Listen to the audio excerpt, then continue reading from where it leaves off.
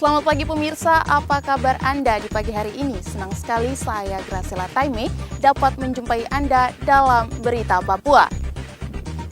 Sejumlah informasi menarik dan teraktual telah berhasil dirangkum tim redaksi kami.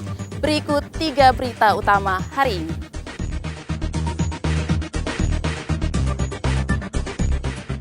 Pasca penyerangan kelompok separatis, pelayanan kesehatan di RSUD Pegunungan Bintang normal.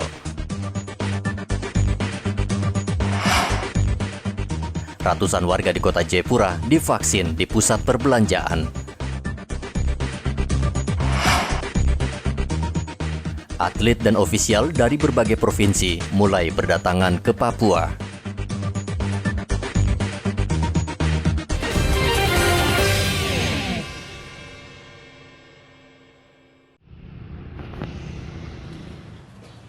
Beredar kabar pelayanan di Rumah Sakit Umum Daerah Kabupaten Pegunungan Bintang lumpuh karena adanya gangguan keamanan. Isu penutupan pelayanan kesehatan di Pegunungan Bintang khususnya di Oksibil karena nakes mogok kerja, akan tetapi berita ini tidak benar. Kapolres memastikan pelayanan di rumah sakit berjalan normal, tak ada penutupan rumah sakit atau mogoknya tenaga kesehatan karena rekan mereka menjadi korban di distrik Kiwirok. Dapat saya sampaikan, menepis kabar hoax terkait pelayanan di Rumah Sakit Umum Daerah Pegunungan Bintang yang berhenti akibat tragedi Kiwirok. Saya dapat sampaikan untuk meluruskan berita bahwa saya sudah melakukan komunikasi dan koordinasi dengan pejabat terkait, dalam hal ini Dinas Kesehatan dan Direktur Rumah Sakit Umum Daerah Oksibil, bahwa pelayanan kesehatan di Rumah Sakit Umum Daerah Oksibil Pegunungan Bintang tetap berjalan seperti biasa, tetap melayani masyarakat dan tidak ada kegiatan-kegiatan pelayanan yang dihentikan. Semua berjalan seperti biasa, karena pada hakikatnya situasi keamanan di Oksibil sendiri masih kondusif dan terkendali aman. Pelayanan kesehatan yang tidak berjalan saat ini adalah di 34 kecamatan karena seluruh tenaga kesehatan ditarik ke ibu kota Oksibil untuk menghindari serangan kelompok separatis. Sementara itu, 4 tenaga kesehatan yang terluka masih dirawat intensif di Rumah Sakit TNI Martin Indah Jayapura. Keempat nakes itu ada yang terluka berat, namun ada juga yang ringan. Bahkan ada nakes yang dioperasi karena tangannya patah akibat dianiaya. Dr. Restu yang selamat dari serangan kelompok separatis mengaku trauma. Dirinya juga mengklarifikasi soal tudingan bahwa nakes memegang senjata. Dokter, klarifikasi aja, kebenaran bahwa dokter katanya pegang senjata, maksudnya biar ini tidak bias di luar begitu. Ya, mungkin saya masyarakat sipil biasa, Bapak. Saya di sana melayani juga bukan sebagai sebagai militer atau apa. Saya melayani sebagai dokter biasa. Mungkin bisa semuanya juga kenal saya. Saya masyarakat sipil biasa, tidak pegang senjata apa-apa. Kalaupun saya pegang senjata, tidak mungkin kondisi saya seperti ini. Jadi di sana saya sama sekali tidak pegang apa-apa. Saya hanya sembunyi di rumah, kemudian rumah saya diserang, dan saya keluar dari rumah. Nah, di situ saya diserang sampai tangan saya patah begini. Itu saja. Hingga Senin siang, evakuasi jenazah Suster Gabriela Mailani dari distrik Kiwirok Kabupaten Pegunungan Bintang masih tertunda. Evakuasi yang rencananya hari ini masih menunggu cuaca yang belum membaik. Sementara seorang nakes bernama Gerald Sokoy hingga hari ke-7 sejak hilang belum ditemukan. Kelompok separatis pimpinan Lamek Taplo menyerang distrik Kiwirok Senin pekan lalu. Secara membabi buta, mereka memanah dan menganiaya tenaga kesehatan yang saat itu sedang melayani warga di Puskesmas Kiwirok. Aparat yang berjumlah belasan orang tak mampu menghalau para pelaku yang juga membawa senjata api. Puluhan penyerang juga membakar puskesmas, rumah nakes, perbankan, dan pasar. Kodam dan Polda terus menambah personel ke distrik Kiwirok, Kabupaten Pegunungan Bintang untuk mengejar para pelaku dan mencari seorang lagi nakes yang hilang. Hingga saat ini seluruh tenaga kesehatan dan guru pendatang yang berada di seluruh distrik atau kecamatan di Pegunungan Bintang seluruhnya sudah ditarik ke ibu kota kabupaten di Oksibil. Sulitnya medan yang bergunung-gunung serta cuaca ekstrim karena di ketinggian 2.400 meter dari permukaan laut membuat aparat sulit menangkap para pelaku karena mereka lebih menguasai medan. Rian Tonai melaporkan.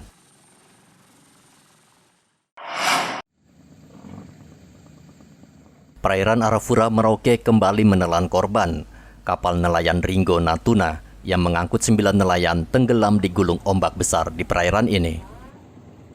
7 nelayan berhasil ditemukan dalam keadaan selamat, namun 1 orang bernama Mustafa meninggal dunia, sementara seorang lagi hingga kini belum ditemukan. Selama sebulan terakhir, perairan Arafura dilanda cuaca buruk yang menyebabkan gelombang tinggi hingga beberapa meter. Namun sebagian nelayan tidak memperdulikan kondisi tersebut sehingga bisa membahayakan keselamatan mereka. Kepala Kantor Pencarian dan Pertolongan Merauke, Supriyanto Ridwan, mengatakan korban berhasil diselamatkan berkat pertolongan nelayan lain. Pergerakan kru kami akan gerakan 1 buah rig dengan 6 personil menuju ke LPP yang dicurigai, di mana jarak sekitar 1 mil. Untuk kedepannya, untuk mau aktivitas di air, tolong perhatikan anjuran pemerintah yang dikeluarkan oleh BMKG mengenai data cuaca, terutama dengan situasi alam yang saat itu kita lihat. Saat kondisi cuaca yang buruk seperti saat ini, nelayan diminta lebih waspada saat melaut di perairan Merauke karena sangat berbahaya. Muhammad Ridwan melaporkan dari Merauke, Papua.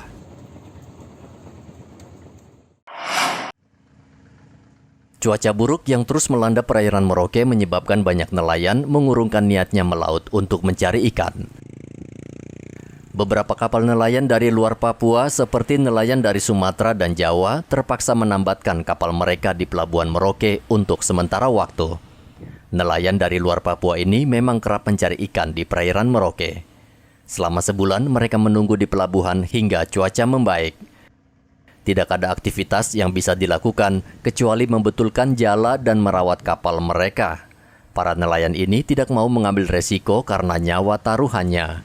Kapalnya sandar di pelabuhan ini. Hampir sebulan ya? Sebulan. Kenapa itu nggak keluar ya? Nggak berani keluar? Gelombang kuat ya. Gelombang itu. Ya. Ada anginnya juga kencang ya? Iya. Nah sekarang kalau nganggur begini apa aja dikerjakan ini di kapal? Nggak ada. Nggak ada. Cuma apa aja. Ke warung kapal. Oh gitu aja ya. Udah berapa lama kapalnya sandar di pelabuhan ini? Udah mau dekat sebulan. Mau sebulan. Kenapa Pak Martin? Ya, karena gelombang angin kuat nih, jadi belum bisa berangkat. Belum bisa berangkat ya, belum dilarang, masih dilarang ya. Iya. Jadi sementara kerja apa aja di kapal ini? Duduk-duduk di kapal, ke warung itu aja lah. Nggak ada. Oh gitu aja ya. Cuaca buruk di perairan Merauke sudah terjadi selama sebulan terakhir. BMKG meminta nelayan tidak melaut dengan kapal berukuran kecil karena sangat berbahaya. Muhammad Ridwan melaporkan dari Merauke, Papua.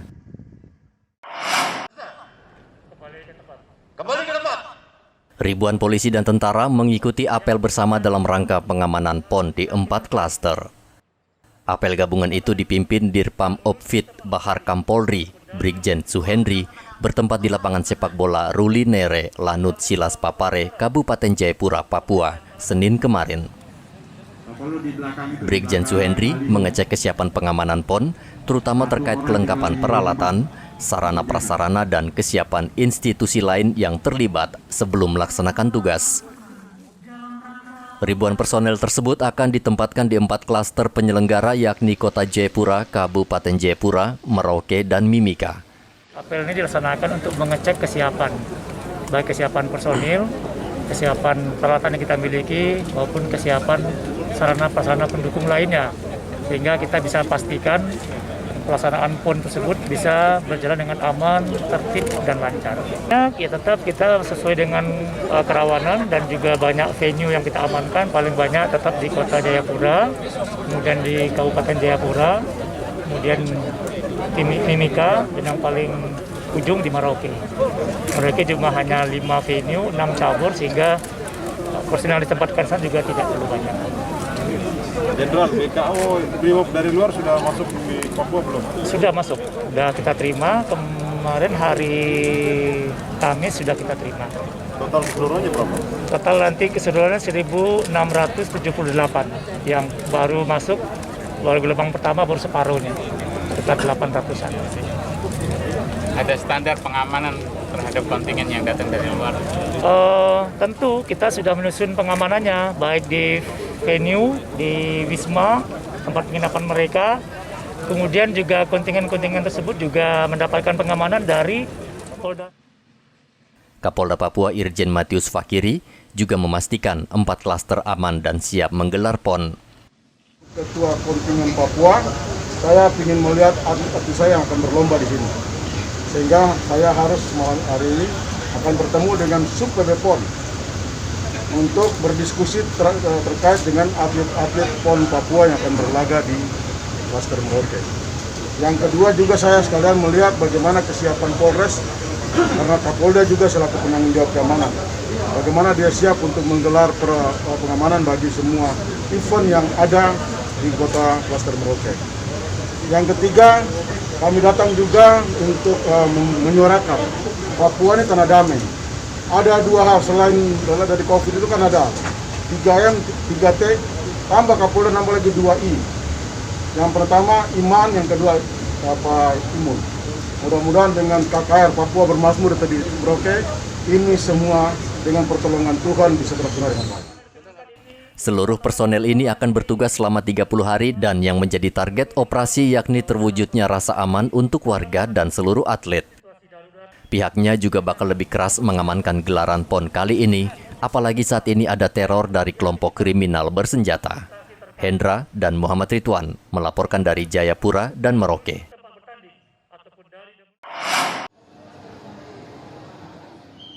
Ratusan warga mendatangi Mall Jayapura untuk divaksin Senin kemarin.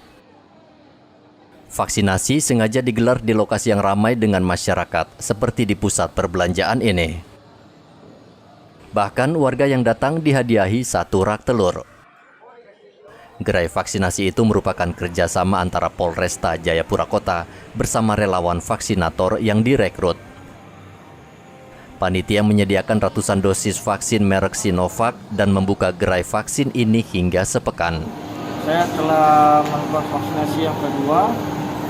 Saya mengimbau kepada masyarakat agar setidaknya vaksinasi karena itu sangat penting bagi kondisi kita. Dan sebagai salah satu syarat untuk mengikuti kegiatan PON yang akan diselenggarakan pada tanggal 2 sampai tanggal 15 Oktober tahun 2021. Dari relawan Polri sedang melaksanakan gebiar vaksin di Mall Jayapura. Dihimbau bagi masyarakat Jayapura yang ingin divaksin atau belum divaksin silahkan datang ke Mall Jayapura lantai 1. Diingatkan kembali bagi masyarakat yang ingin divaksin, silakan membawa KTP atau kartu pengenal lainnya. Kami melayani vaksin pertama dan kedua dengan jenis Sinovac. Nanti setelah divaksin akan diberikan telur 1 rak. Vaksin itu aman, vaksin itu halal, salam sehat. Selain di pusat perbelanjaan, polisi juga membuka 8 gerai lainnya seperti di rumah ibadah, pasar, kompleks, dan di puskesmas. Polri membantu Pemda mencapai target vaksinasi yang harus selesai sebelum pembukaan PON 2 Oktober nanti. Saat ini warga yang sudah divaksin di Kota Jayapura 134.000 orang, sementara target vaksinasi adalah 231.000 orang. Rian Tonai melaporkan dari Kota Jayapura, Papua. Ratusan nelayan di kawasan Pelabuhan Pomako, Merauke, Senin kemarin divaksin. 150 dosis disiapkan untuk vaksinasi kali ini. Bila tidak mencukupi, Dinas Kesehatan akan menambah agar seluruh nelayan di kawasan ini bisa menerima vaksin. Hari ini kita dari Polair dan beberapa tim yang dibentuk dari Polres Merauke melaksanakan vaksin door to door. Dan saat ini lagi sedang berjalan. Kami baru dapat 25 orang, termasuk ABK yang di pelabuhan perikanan ini.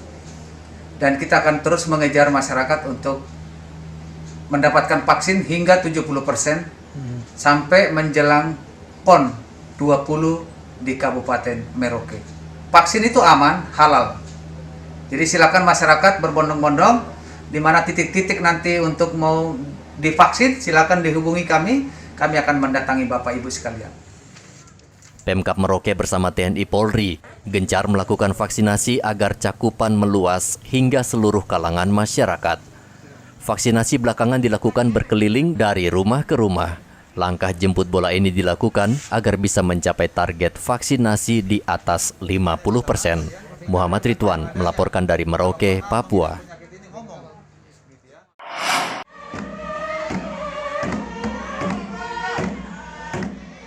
Atlet dan tim atlet Wusu Papua Senin kemarin tiba di Merauke. Kedatangan tim memang lebih awal karena cabang olahraga Wusu ini akan dipertandingkan sebelum pembukaan PON ke-20 pada 2 Oktober mendatang.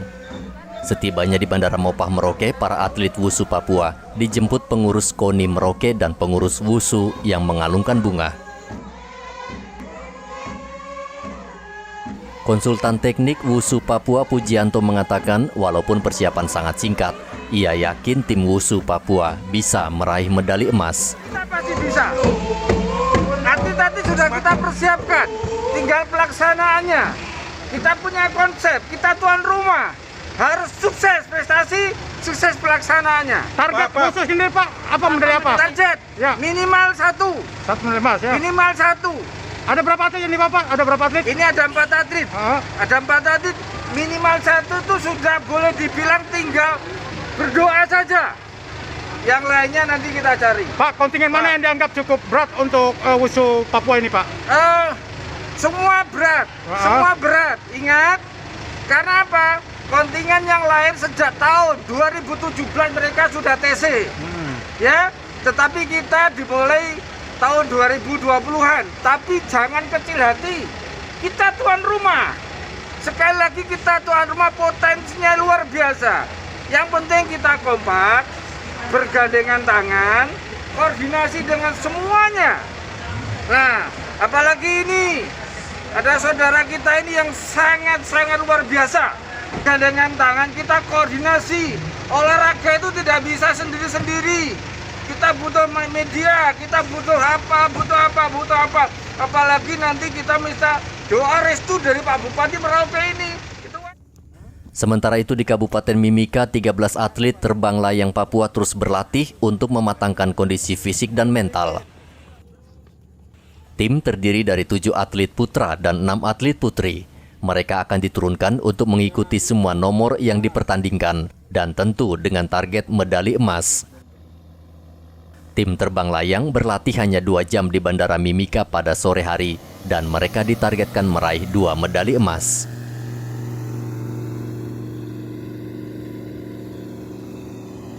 Memang sangat sedikit sekali waktu buat persiapan, tapi kami berusaha semaksimal mungkin agar bisa terbang.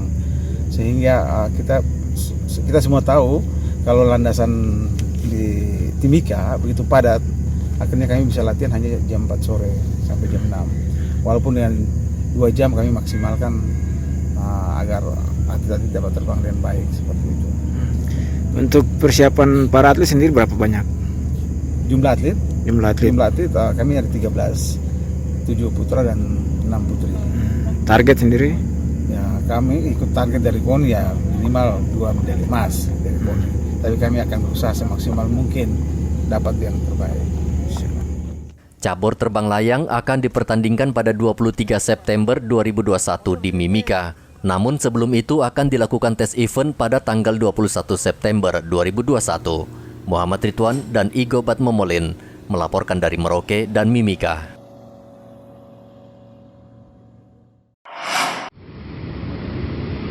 Wakil Bupati Mimika Johannes Retop memastikan pihaknya siap menggelar Pekan Olahraga Nasional. Dari 9 venue yang ada di Mimika, tersisa 1 venue saja yang belum rampung, yaitu venue terbang layang. Venue terbang layang akan selesai dikerjakan pekan depan. Selain itu juga terdapat fasilitas pendukung yang belum selesai, yaitu jalan masuk ke venue aeromodeling. Secara umum baik venue dan persiapan-persiapan lain sebenarnya Mimika sudah siap.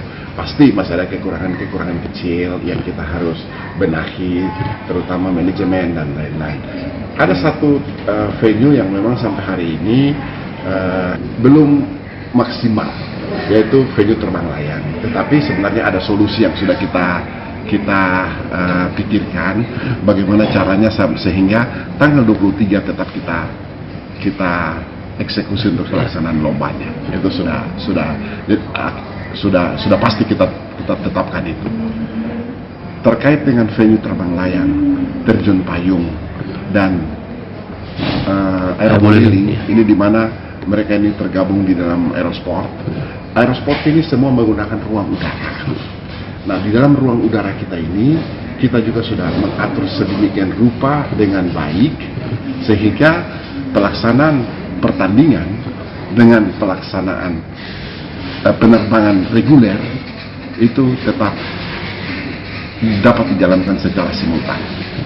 Soal nanti dia delay atau tidak itu sangat tergantung, baik delay penerbangan komersial ataupun delay pertandingan, itu sangat tergantung dengan cuaca. Sehingga hal itu saja yang kita antisipasi. Tapi kalau soal pengaturan ruang udara sudah diatur antara terbang layang, terjun payung, aeromodeling, dan juga penerbangan komersial, ini semua kita sudah. Secara keseluruhan venue sudah siap.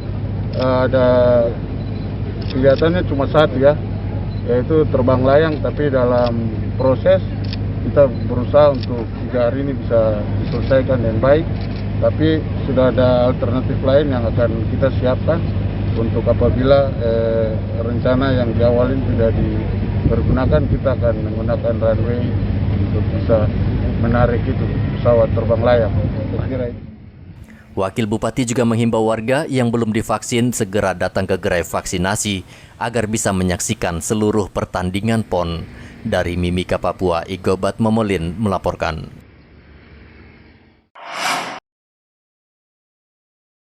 Pekan Olahraga Nasional atau PON merupakan perhelatan olahraga berskala besar yang melibatkan banyak orang.